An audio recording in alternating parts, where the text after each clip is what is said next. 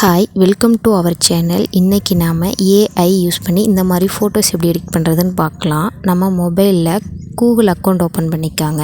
அதில் ஜெமினி கொஞ்சம் பேஸ் விட்டு ஏஐன்னு டைப் பண்ணிக்கலாம். அதில் ஃபஸ்ட்டில் கூகுள் ஜெமினிங்கிற ப்ரௌசர் ஓப்பன் பண்ணிக்காங்க.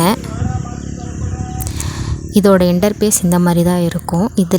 இதில் கீழே ப்ளஸ் சிம்பிளை கிளிக் பண்ணிக்கலாம். இந்த மாதிரி 3 ஆப்ஷன் காமிக்கும்.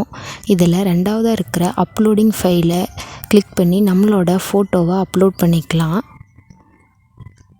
பாருங்கள், ஃபோட்டோ அப்லோட் ஆயிடுச்சு. இப்போ இந்த ஃபோட்டோவை ஏஐ ஃபோட்டோவாக கன்வெர்ட் பண்ணுறதுக்காக இந்த மாதிரி கீழே டைப் பண்ணிக்கலாம்.